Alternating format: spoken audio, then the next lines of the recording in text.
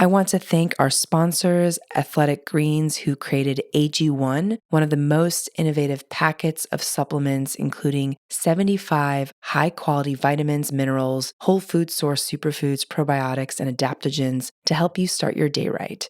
These ingredients support your gut health, your nervous system, your immune system, your energy, recovery, focus, and aging. I personally started using Athletic Greens and love the way I feel in the morning after I drink it. And I no longer have energy crashes throughout the day. And the best part is that it's delicious. The founder of Athletic Greens created AG1 because he experienced a ton of gut health and ended up on a complicated and expensive supplement routine to recover. Right now, it's time to reclaim your health and arm your immune system with convenient daily nutrition. It's just one scoop in a cup of water every day. That's it. No need for a million different pills and supplements to look out for your health. To make it easy, Athletic Greens is going to give you a free 1-year supply of immune-supporting vitamin D and 5 free travel packs with your first purchase. All you have to do is visit athleticgreens.com/Yasmeen. Again, that is athleticgreens.com/Yasmeen, YASMEEN, to take ownership over your health and pick up the ultimate daily nutritional insurance. Hi, my name is Yasmeen Terehi, and this is Gateways to Awakening, where we host one-on-one conversations with leading experts in wellness, well-being, and spirituality. On today's episode, I'll be speaking with Terri Cole, a licensed psychotherapist, global relationship and empowerment expert, and the author of the book, Boundary Boss, The Essential Guide to Talk True, Be Seen, and Finally Live Free. For over several decades, Terri's worked with a diverse group of clients and includes everyone from stay-at-home moms to celebrities and more. She's got a gift for making complex psychological concepts accessible and actionable, and I just absolutely love her work. I've been following her on Instagram for a long time, so I'm so excited to have her on the show. So welcome to the show, Terri. Well, thanks for having me, Yasmeen. I'm psyched to be here. Likewise. So Terri, to kick it off, in your book, you talk a lot about boundaries, and I think this topic has become really popular, especially over the last couple of years, more in the mainstream. And when I was growing up, I mean, it's not something that a lot of people spoke about, but it's so necessary now to really understand it. So can you talk to us at a high level, like what are boundaries and how can we create healthy boundaries?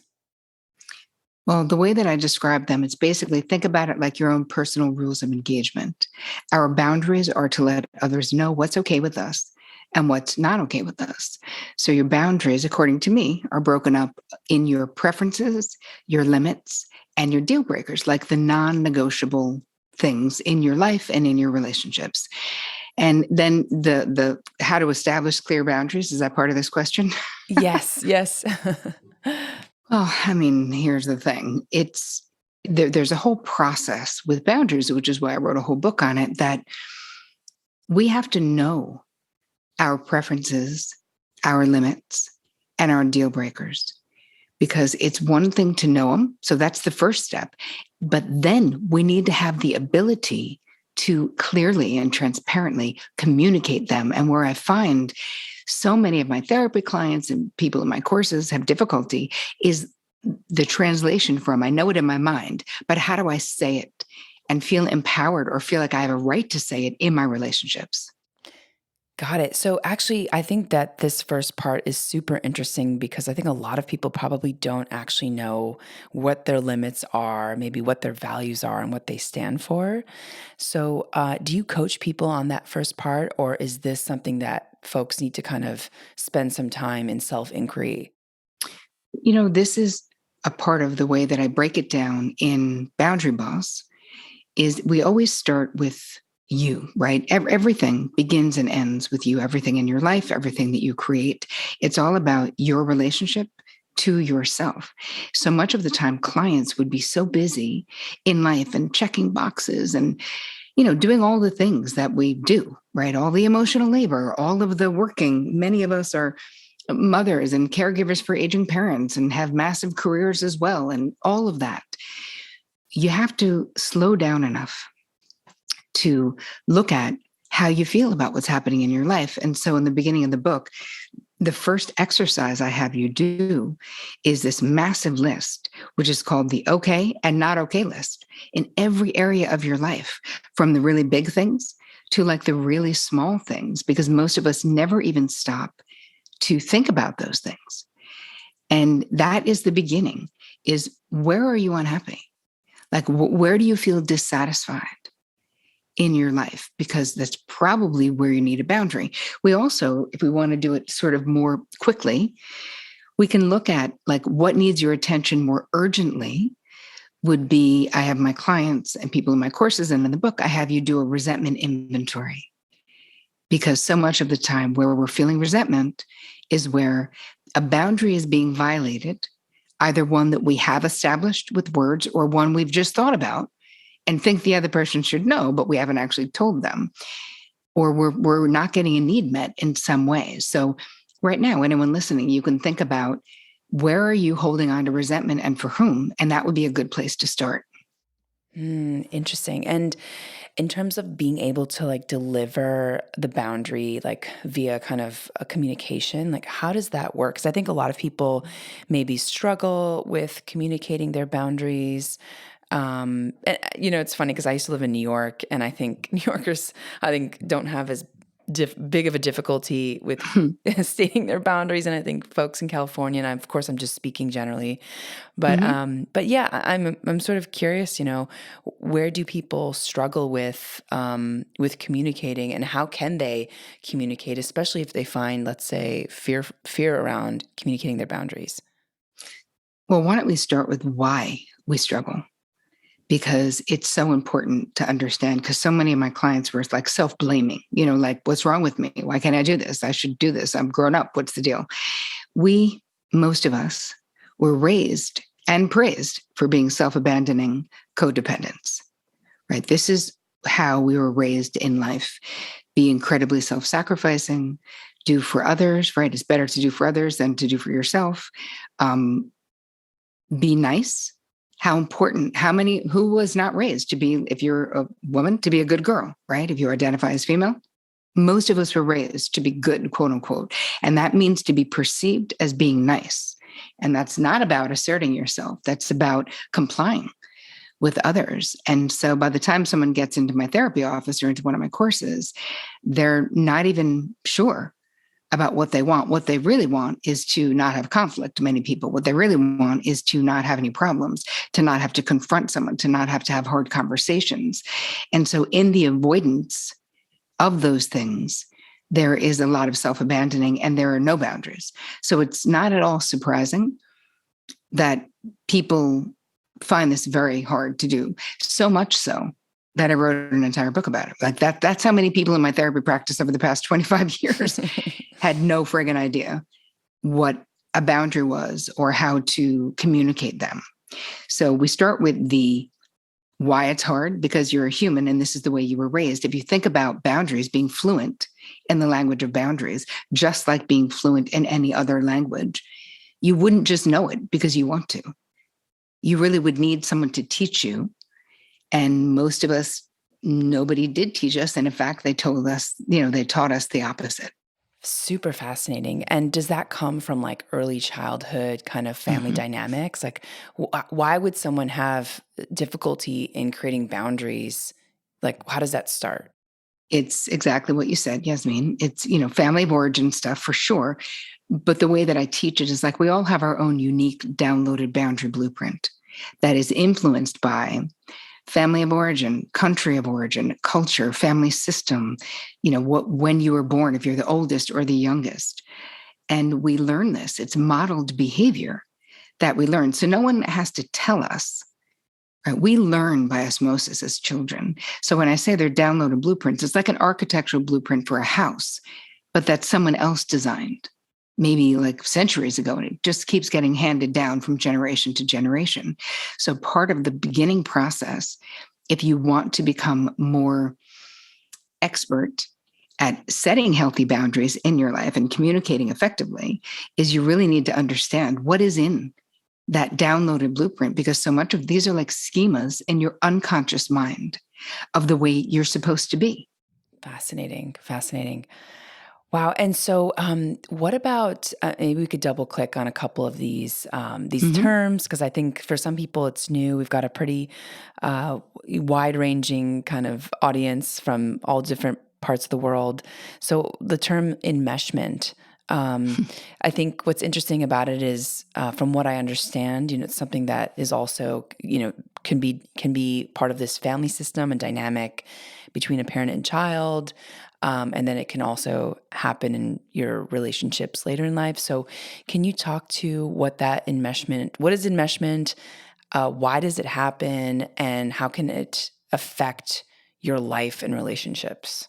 Well, enmeshment is not having appropriate boundaries, emotional or otherwise, in a family system.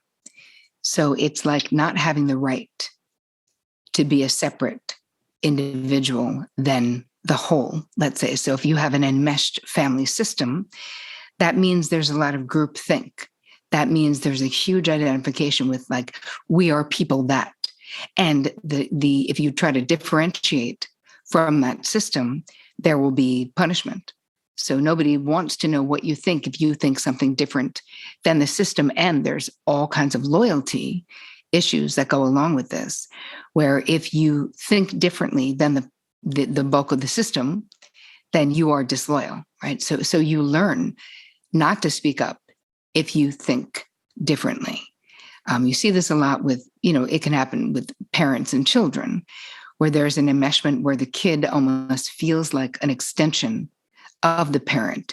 We see this especially with narcissistic parents, because they actually view the children, especially the golden child, as an extension of themselves. So they can take credit for what the kid does that's good. You know what I mean? Like, there's no separation. It's not about, wow, you did good. It's like, my son, because it's really about the parent.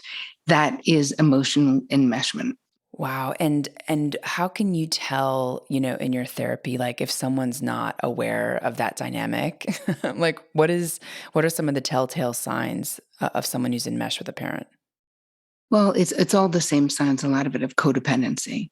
If you are the one who's in the pleasing position or the overfunctioning position or the position of soothing the ego of the other, which would normally be the child to the parent, let's say, in that case, it's overfunctioning, overdoing, and having, like, being overly focused on the feeling states and outcomes of the other person. So in a healthy family system, it is child focused, appropriately child focused. So not obsessively child focused, just appropriately. Like if the kid has a game, where someone's going to take them to the game, right? Like we're going to make sure that there's food somewhere for that kid if they have a game at 5 o'clock. We're not just going to eat family dinner and make the kid walk home from the game normally. In a family system, if there are, narcissistic, one of the parents is narcissistic, let's say, or drug addicted, or there's alcoholism, anything that makes a chaotic system, let's say, that system organizes around that person. So the child is indoctrinated into this behavior psychologically, and the behaviors and beliefs. It's like how the other person feels is the only thing that matters. This is how a kid stays safe, right? You have less pain in your life if you are pleasing that parent who, if they're displeased, especially if there's addiction or narcissism, there'll be a lot of punishment that comes. And then, of course, look at how would that impact your life? Well, you become highly codependent, and then you end up in relationships where you are basically obsessed with the other person and pleasing them, helping for them, overfunctioning, overgiving, overdoing, enabling underfunctioning behaviors. And really, if we look at codependency, right, at the base of codependency, of course, it's disordered boundaries. Because if you're codependent, you are overly invested in the other person. So right there, that's disordered boundaries. But it's also a covert or overt bid for control, because it's such a fear-driven experience. You don't want the parent to explode. So you are going to think of everything that they need or everything you should do, be a straight A student, do well, bring accolades to the family or whatever it is, so that you can avoid the wrath of that parent. And how does the wrath look like? Can it also be, like what the word covert, like, Oh, what's, yeah. yeah, because I think in some cases, like for some family systems, it could be like very, what's the word? I'm losing identification with the word, but you know what I Well, mean? Like it's no, I know exactly what you mean. You're saying it can be subtle, it can be subtle. covert instead of overt. And think about narcissism. There are overt narcissists, which they're sort of the stereotypical, more braggart, more amplifying their accomplishments, being competitive, wanting the attention on themselves, all of that. That's more of an overt narc. There are covert narcissists who are even more insidious and scary because they're really hard to identify, but the way that they torture the people in their life is very similar. It's just not as loud. So it can be subtle. The disapproving look, the I'm so disappointed in you, or I can't believe you wouldn't do this for me, or I can't believe you're killing me with dating that person that I don't like. You're going to ruin your life or your career or all of those things. But again, it's not about the kid. It's about that parent wanting control. Wow. So it doesn't always have to be physical abuse. It is almost always emotional abuse when it comes to narcissistic abuse, for sure, and verbal abuse. But again, it doesn't have to be loud. People can say the meanest things imaginable in a very calm and neutral voice, but it still does the same damage. Wow. Yeah. I'm very fascinated by covert narcissism, just like how much time it can take to really identify that, right? Because it does take a while to kind of realize you've been emotionally manipulated and controlled. I've met a few narcs in my life, and now it's pretty easy for me to identify them, just even energetically. But it's something I never really understood growing up, and probably had no understanding, without really meeting one and having to kind of come to terms with what that relationship was like. So fascinating. Do you have any advice for folks who have a narcissist in their life who they can't, like, let's say a parent or a coworker, or I've actually met a couple people who said that they were in relationships with narcissists, which seems like pretty devastating. Yeah. Yeah. Yes, I definitely do. And this is so prevalent that one of the entire chapters in the book is about, I call them boundary destroyers, which is different than someone who might be a boundary bully, right? A boundary bully is someone who wants their way. They keep asking until you say yes, you know what I mean? Or they guilt you, but they're like regular stuff. So I give you lots of ways of dealing with regular boundary bullies in the book, and strategies and how to create a proactive boundary success plan, all of that. But none of that applies to boundary destroyers, which are basically narcissists or really difficult personalities. They can all most of them will fall into the cluster B personality diagnoses in the DSM-5, which doctors and therapists use as a diagnostic tool. So it's not the regular ways that we deal with people who are pushing the envelope with their boundaries is not the same. So in this chapter, and what I say to you, if you feel like you might be involved with an narc, you have a narcissistic parent or whatever, is that it's really all about becoming super aware of their playbook, all of the emotional manipulation techniques they use to get us under their spell and to continue being able to assert their control over us. So anything from love bombing, which a lot of people have heard of, it's been more popularized in the past 5 years, I'd say, where you're dating someone and everything is perfect and they're amazing and it's too good to be true. And they're like flying you to Paris for lunch and sex is unbelievable. And they're talking about taking a vacation in 2 years from now and buying you expensive gifts and all of this stuff where you're like, oh my God, but it's a whirlwind. And it's a way that it gets your defenses down And then you fall madly, deeply, wildly in love. They make you feel incredibly special and amazing. And then, if the person is a narcissist, that will switch. There will be a moment where there will be a devaluation of you. And then people who are victim to this just keep like romancing the highs, so to speak, of like, but it was so amazing. If I'm just good enough, or if I lose the weight, or if I just do what they want, then I'll get back to that amazing bliss that we were in. But love bombing is a way to get control over you, and you're never going back to that because it was all a manipulation technique to begin with, you know? Wow. So that's one thing. Faux concern is another, where they're like, babe, I'm really worried about you. Like, I mean, if you're pointing out bad behavior on their part, they can use faux concern to knock you off your game. So you're like, why were you texting with your ex-girlfriend? And they're like, babe, I'm really worried about you. I don't want to say anything. Bob said he was worried about you too. He noticed that you've been kind of off the rails lately. Are you okay? You see how fucking tricky that is? Pardon my French, but how they're moving the attention from their masters at manipulation. So they move the attention from what they did to what you did. And they do that with many different ways. So faux concern is just one way, but there's a whole bunch of other ways. They take one thing. Let's say they're like, hey, so, my friend Beth wants us to, have lunch on Friday. And you're like, okay. And then they're like, okay, so Friday we're leaving to go to somewhere for the 4 days to Beth's house. And you never agreed to it. And they're like, yeah, you said you would do it. You're like, no, I said yes to lunch. But they'll be like, no, that's not what happened. They will bold-faced lie to your face.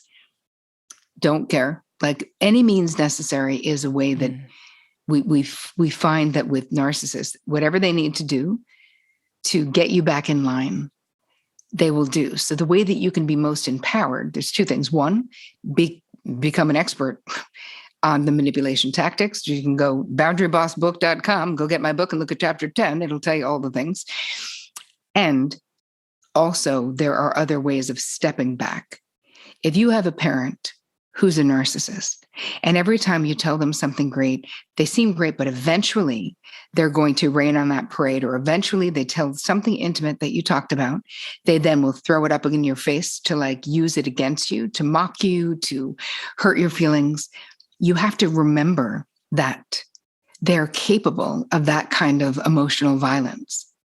And you have to step back and protect your most tender heart, even if it's from a parent. So in the book, I talk about and I teach about the VIP section of your life. Like, not everyone should have a seat in the VIP section of your life, even if it's family. Only emotionally trustworthy folks should be in there. But what most people don't realize is that you make the guest list, you're the only bouncer, and you're either putting up that rope or you're not. And most people don't even know they have a right to do that. So practically, what does that look like? It looks like not giving unfettered access to you and your life to someone who is untrustworthy. So step back, start training them that you're not going to keep your phone on all night long because they feel like calling you at 2 a.m. Hey, turning off my phone at 8 because I need to sleep, So Terri, what happens when someone finds out that like a parent or a friend or someone is a narcissist, but they like don't know how to set clear boundaries? I mean, like, does that happen often? I imagine that like it's a muscle, that you kind of have to, it takes probably a while to develop that muscle and to also just sit with the discomfort of disappointing another. So like, what are some of the, what's sort of the time frame on how people can move out of it, and what sort of, what have you seen in terms of people's ability to kind of respond to narcissism? Well, part of it is people want to deny it because it's very painful. So I think we have to process, like, learn everything there is to know about all the types of narcissism, because it's not just the obvious ones. There's other things as well. So do research and find out. And then you'll know. Even just look at the DSM-5, right? That's what it's called, Diagnostic Manual. This is the 5th edition. You can go online and be like, what is the criteria for a diagnosis for narcissism? And look and see, is that your person? because people can have narcissistic tendencies without being a diagnosable narcissist. But either way, you need to protect yourself. And then start stepping back energetically. Start being more mindful of how you're interacting with this person. Because if you find that you're always walking on eggshells, every relationship that you walk on eggshells a lot, you need to reassess and look at and go, okay, what is this about? But you have to be brave enough to choose you, right? You have to fall madly, deeply in love with you. You have to realize that how you relate to yourself, how you think of yourself, that sets the bar for every other relationship in your life. So if you treat yourself like crap and you talk about yourself like crap and you have low self-assessment, you're going to continue to allow people to abuse you. You will attract people who agree with that low self-assessment. And if you do the work to fall madly and deeply in love with yourself, and that's internal work, that is being mindful, that is being, radically curious without judgment about why you are the way you are in the world and in your relationships. I know I teach all these techniques in the book, and in the courses that I teach about how can we identify when are we just repeating these painful relationships? Because that is repetition compulsion. That is something that is just ingrained in human nature. I mean, Freud originated this theory, and I've expanded on it myself, and lots of other therapists have as well, in that we repeat dramatic and traumatic and painful things. That's just, we're trying to work it out. I think that's why. It's like the little kid in us wants a do-over on something.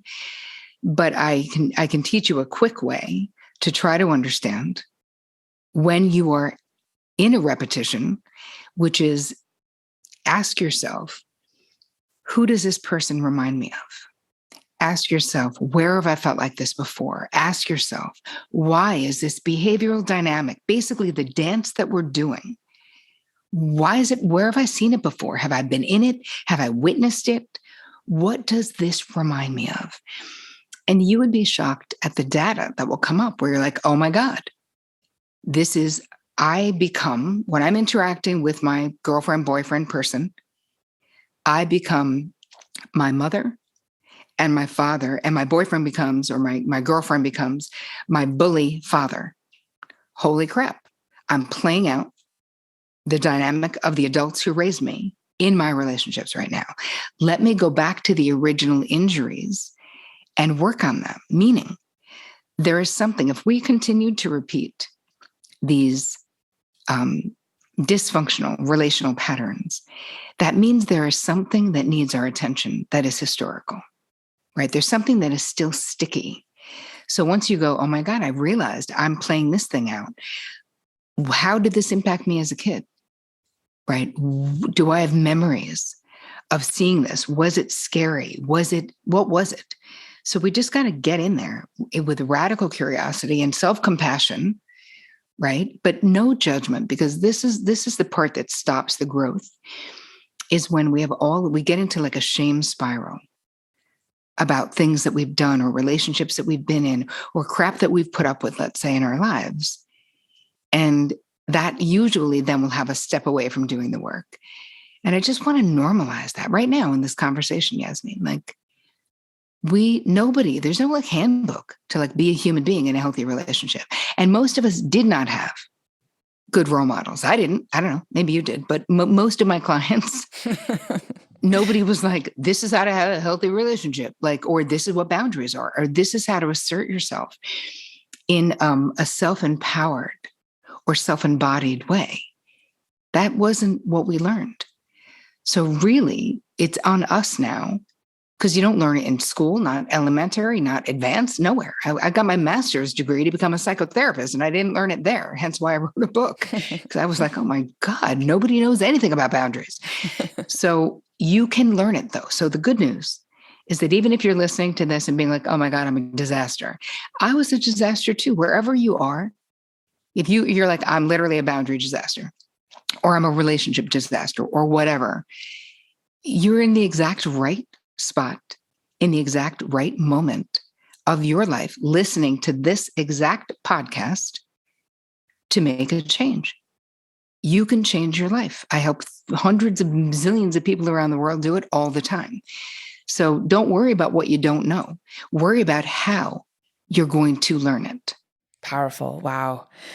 Wow. And what about, I also think it's interesting to understand like why these things occur. Like, why does narcissism occur? And, like how does it happen? Do you know like how it originates? Well, I mean, sure, there's different ways. There's different ways.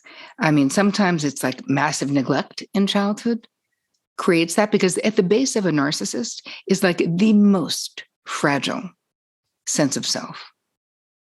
Like no North Star, like no discernible sense of self, which is why they need all this external stuff, which is why they're always stirring the pot, which is they need to feel alive by these negative interactions with other people.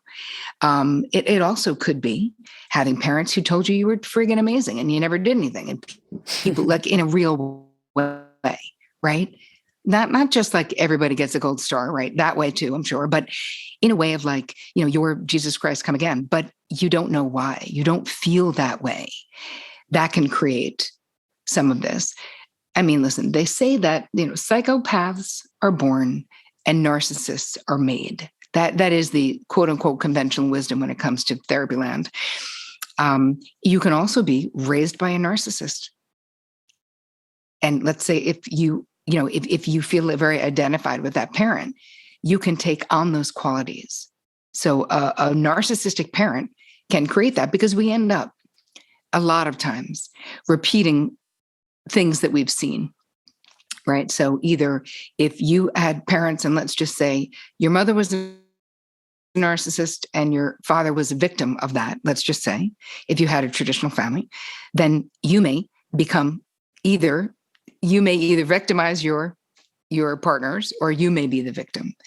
So it's either identifying with the victim or identifying with the aggressor is what we call it, right? It can be either or. But if you do work on it and you decode it and unpack it and understand it, then we find the healthy place, right? There's a sweet spot in between, but you have to want to do that. And there's a lot of different schools of thought about narcissists and what quote unquote creates a narcissist. But a lot of times it's neglect and abuse that creates a narcissist. Wow. Fascinating. So Terri, what about, okay, so we talked about like these kind of unhealthy dynamics. What about some of the ways that we can relate to each other in healthy ways in a relationship? And I say that also because coming out of the pandemic, I think it was a really hard time for a lot of people. A lot of us spent way too much time with our partners, with our, in some cases, families. Some people spent a lot of time alone. So I'm kind of curious, like, what are some ways that people can relate to each other in healthy ways? And like, what have you seen coming out of the pandemic as well? Well, before the pandemic, I would say, and then I'll tell you my pandemic specific stuff, is it's really about getting super clear about your relationship to yourself. That's the first relationship and the most important for you to be like, how is my self-esteem? How do I relate to myself? Do I need to get into therapy? Do I love myself? Do I feel good about myself? Because if we don't get that piece in place, we end up looking to others to fill up a bucket that only self-love can fill. So we set others up to fail, and we're endlessly disappointed because it's an impossible task. So that would be my first thought on healthy relationships, is getting really clear about who we are, what makes us amazing, what are the things we want to work on, what are the things we don't like that we inherited, whether it's boundaries or whatever else, the way we're relating in the world, and do something to change that. Because I'm not one of those therapists who believes that, your authentic self is, you're like, we just got to peel back the layers of the onion and then there is going to be your fully formed authentic self. There are many choices you need to make, and there's work you need to do if you want to become the person you want to become. I don't feel like it just happens. I don't feel like we're just born that way. It's not just nature and nurture, meaning parental nurture. It's self-nurture, making decisions, because we all have crappy personality traits. right? That we can say, well, it's just the way that I am. Well, or you could be different if you put in some effort. So that's my thought about our relationship to self. The pandemic really was, this collective pause that perhaps most of us would not have chosen. 98% of the people on planet Earth would not have chosen this, right? Who goes to like the Himalayas for 4 months? Nobody. But, to be like, I'm going to just learn about myself or really look at my life. Most of us use busyness to not look at the crap that's not working in our lives. But what I found from a therapeutic perspective is that there was no way when we were locked down and where regular busyness was not kind of available in the same way, that people were just having, the cracks that were already in relationships became super amplified. And then you had other relationships that became super solid because you're like, okay, this is who we are under pressure.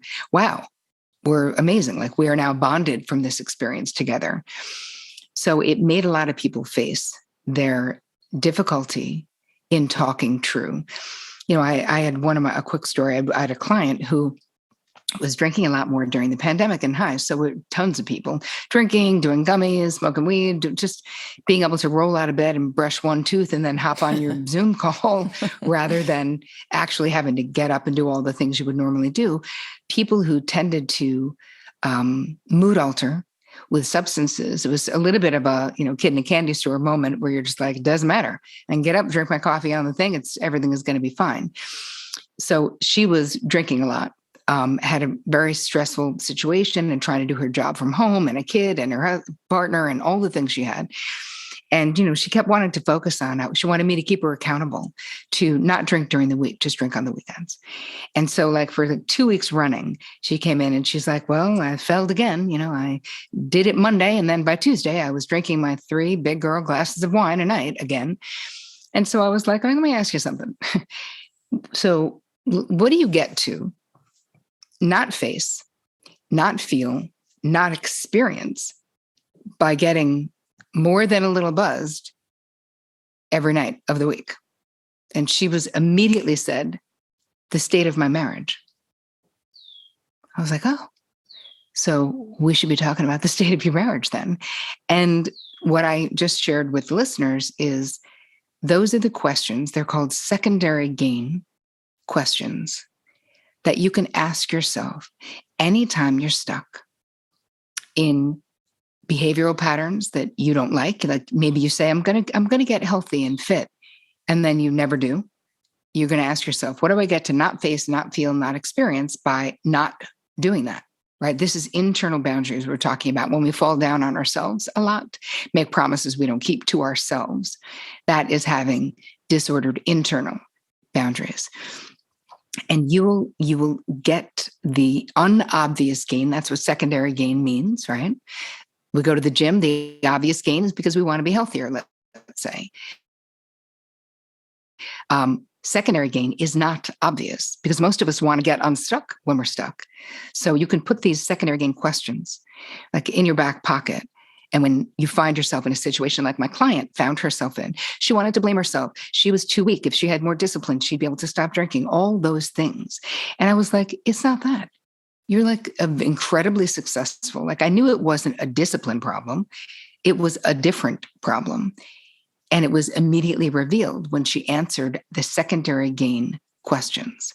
And she was not the only client I had or when people in my groups and whatever that were going through this experience where it was so painful to face the things that they had swept under the carpet for so long. But the pandemic just made it that they couldn't avoid it anymore. Now, that particular client ended up getting a divorce or filing for divorce. She's in the process now. But I had other clients who, when their secondary gain was revealed, it gives you the ability to sort of course correct. And she did too.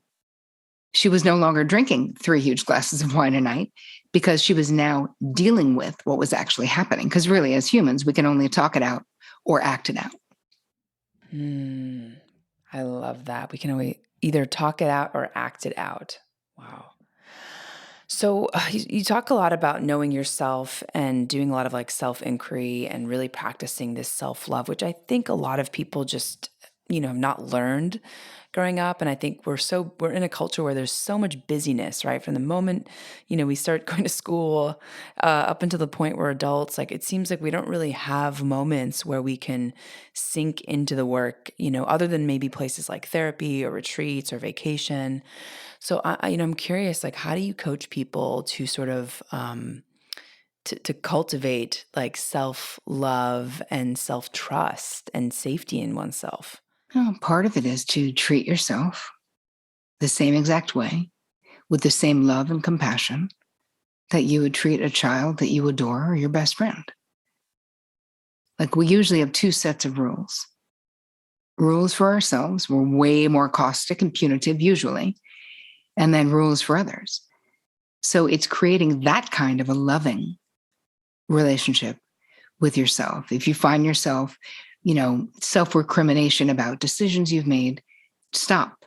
Be aware enough to go, hey, if this were my best friend, would this be the language I'd be using? Or would I say, hey, babe, you did the best you could with what you knew at the time? Let it go. It's in the past.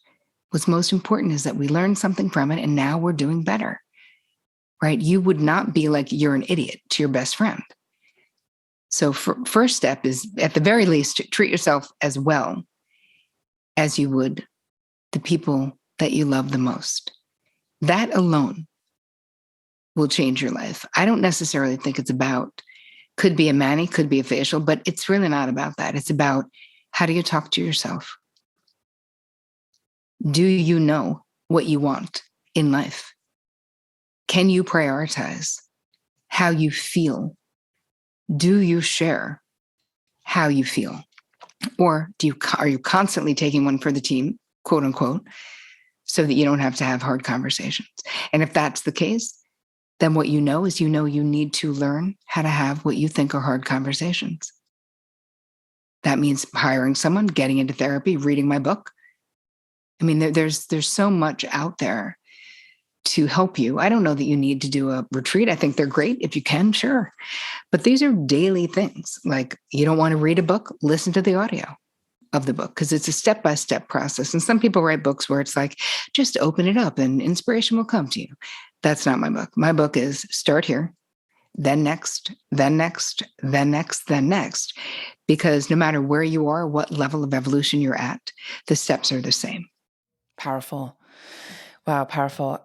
Terri, I know that we're unfortunately coming at time. I have so many more questions, but this has been so incredible and enlightening. What sort of things have surprised you the most since you've been on this journey? How many people are affected by this?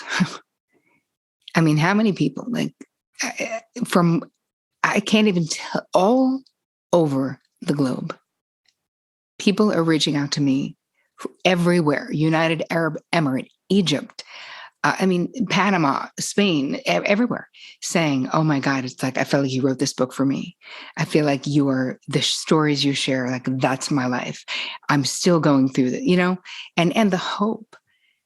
And maybe that's what I learned the most, was how incredibly, like, there is so much hope, because people, just from reading the book, people are transforming, because you're transforming what you're thinking about, the way you are thinking of things. I actually have a gift for your audience, because I feel like the thing that people struggle with the most with boundaries is codependency. So it's about boundaries and codependency. So you can do a deeper dive there, and they can get it at boundaryboss.me/awakening. And what is it that they get? Is it? It's a video and an integration, like an exercise, a whole bunch of steps that you can take to have a deeper understanding of how codependent you are in life, because that'll give you a place to start. Can you repeat the link again? Sure. It's boundaryboss.me/awakening. Okay, great. We'll have to add that to the show notes. So for folks listening, you can take, I guess it's a quiz or... No, this is actually a video. It's like a lesson. So it's just me teaching you how to do it. And I do have an amazing quiz. If people want to know what their boundary archetype is, they can go to boundaryquiz.com. Quiz.com. Okay, excellent. Excellent. Thank you so much for doing this work, Terri. This is so powerful for a lot of people. And who has inspired you on this path? Is there anyone that you kind of find inspiring or that's kind of guided you on this journey, or has it been mostly kind of a self-paced journey? Well, there are certainly people in my life. Deepak Chopra has been a mentor. Dr. Harriet Lerner's work has been extremely instrumental in my own work. Esther Perel is a friend, but her work is still, she wrote Mating in Captivity and State of the Union, and she is such an expert at relational stuff. There's so many amazing therapists out there, but those are the ones that have been, I would say, instrumental in my own healing, besides the early therapists that I had, which I write quite a bit about in the book, because I started therapy when I was 19 and I'm still in it now, and I'm not 19 anymore. Decades later, those early therapists really changed the trajectory of my life without a doubt. Wow. And what do you want to say is like your main takeaway? Like, what do you want to tell our audience about? Could be like about relationships or codependency or, boundaries, but what's kind of like your main call to action? You can do this. Like, it doesn't matter where you are, no matter how trapped you feel. I promise you, you can do this. People in worse situations have done it. You can do it. So just stop thinking about how you can't, and just very slowly every day take one step towards your dreams, even if it's just reading one chapter, one page of a book, doing one thing, because this is your one and only life this time around, right? Maybe there's multiple lives, we don't know, but this time around, like, we're not in a dress rehearsal, not to quote Cher, but like, we're live people. It is now, and you deserve to be seen, heard, known, because that is the only way, right? Being authentically seen, heard, and known is the only way anyone will or can authentically love you. Beautiful.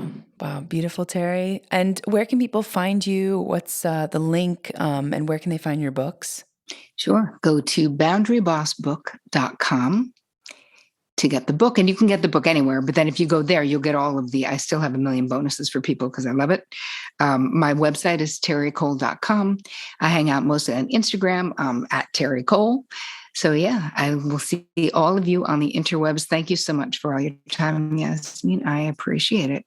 Oh, thank you so much, Terri. And for our audience, thanks for joining and for listening. In this episode, we learned about codependency, narcissism, and creating healthy boundaries with Terri Cole. You can tune into Gateways to Awakening, where we host one-on-one conversations with leading experts in wellness, well-being, and spirituality. Thanks again.